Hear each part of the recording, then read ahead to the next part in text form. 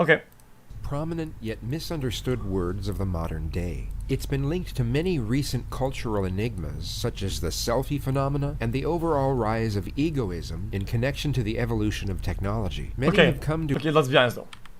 This is the overall rise of egoism in... This is literally all of us, and nobody is safe from this. This is us all day. Connection to the evolution of technology. Many have come to associate this notion of excessive self-admiration with narcissism, and in fact has nothing to do with a narcissist. People with narcissism are often the most insecure people in the room, yet they've established a way of showing themselves as anything but. An individual with the condition actually lives in a constant state of anxiety and hypervigilance. They become masters at reading people and manipulating perceptions. They are exceedingly observant and sensitive to the Guys, this video is just kind of bad. Guys, this video is just gonna suck. We're just gonna go next.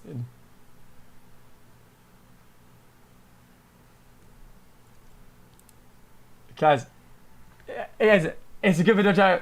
It's not me. This nuance. It's most everybody. By looking at the reactions of others and conduct their own behavior accordingly. They are actors, shapeshifters, not one person, but two: the true self and the false self.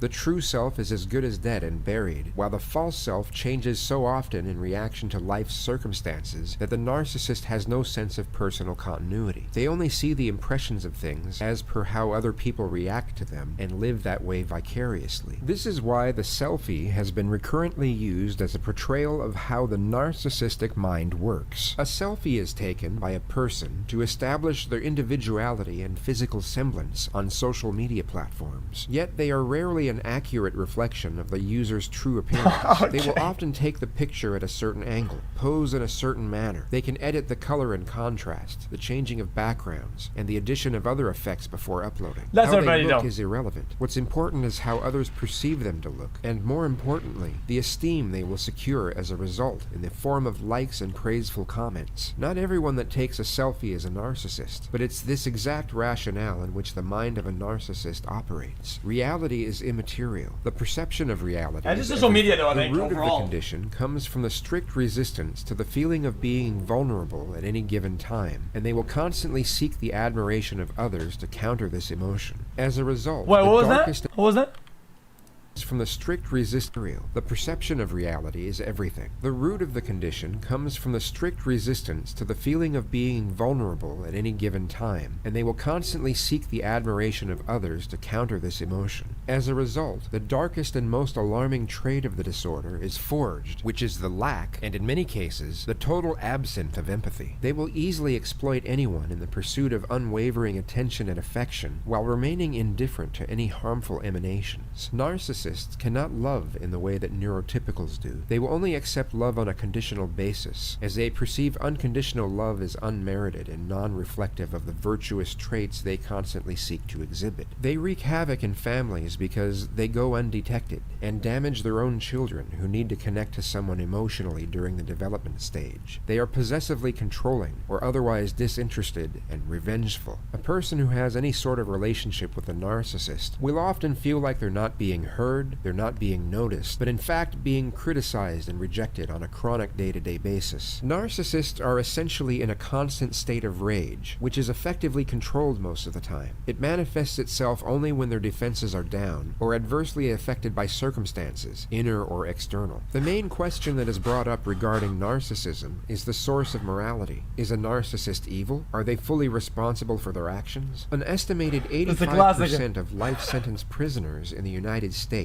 have been linked with narcissistic personality disorder, with many using it to apply for a sentencing discount before the courts on the grounds of diminished responsibility. This has been followed by intense debates among psychiatrists about the validity of the disorder and how it influences behavior. Jesus. Some scholars argue that many narcissists have no malicious intent even when they commit heinous acts. They may victimize and abuse others, but not in the cold, calculating manner of the psychopath. They contend that a narcissist only hurts people offhandedly and absent-mindedly, and is more like a force of nature or a beast of prey, dangerous but not purposeful or evil. The truth is that narcissists are not prone to irresistible impulses, nor disassociation from stressful events or actions. They can tell right from wrong, and their impulse control is unimpaired. They simply lack the inclination to exert control over their conduct, as doing so would require the investment of mental resources which they would consider a wasted effort. The feelings, needs, priorities, and boundaries of others is immaterial to the narcissist when deliberating any sort of decision, big or small. Furthermore, many narcissists don't feel responsible for their own conduct. They often believe that they are victims of injustice and discrimination when facing retribution with past infractions. This is because their perception of life and their existence is discontinuous. They are a walking compilation of personalities, each with its own personal history. They do not feel that they are in any way related to their former selves, and therefore do not understand why they would be punished or judged for someone else's wrongdoings. So what do you do if you find yourself in a relationship with a narcissist? The real paradox is that no matter how much you have to offer, no matter how much you do, or try, or give, it's never going to be enough. And if you're never going to be enough, the one thing you need to do is stop exhausting yourself trying to be. The central premise needs to be you being the best version of yourself for yourself. When you have something good happen to you, take it to the people in your world who have been there for you before, who you know will listen, and who you know you can trust. So many people exhaust themselves in the process of trying to please the unpleasable narcissist that they forget about all of the genuinely good people they already have in their lives. Narcissism can range from mild to extreme, with the most severe form being narcissistic personality disorder, which affects about 5% of the U.S. population. The condition 5%. Is not curable, but it is treatable. The foundation of treatment will be psychotherapy to help an individual understand the causes of their beliefs and behavior. They can be taught and guided through ways of relating to others. Understanding the importance of considering the perspectives and experiences of other people is crucial to overcoming the effects of extreme narcissism. Medication is generally not thought to be effective in the treatment, though some medications may be used to manage conditions such as depression or anxiety that often accompany narcissism. If you're listening to this thinking your own character resembles some of the narcissistic traits depicted here,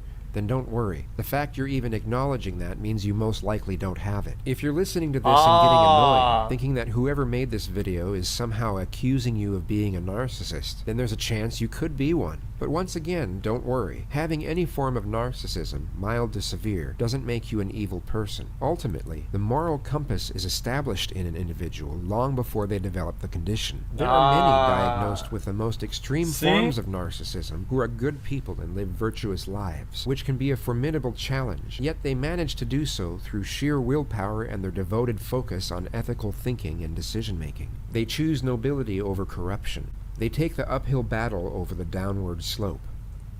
Thanks very much for tuning into Jim's channel. I'm Kazoom. Yes. They choose nobility over corruption. They take the uphill battle over the downward slope. Thanks very much for tuning in on that part. I'm Kazoom, and it's been a real pleasure.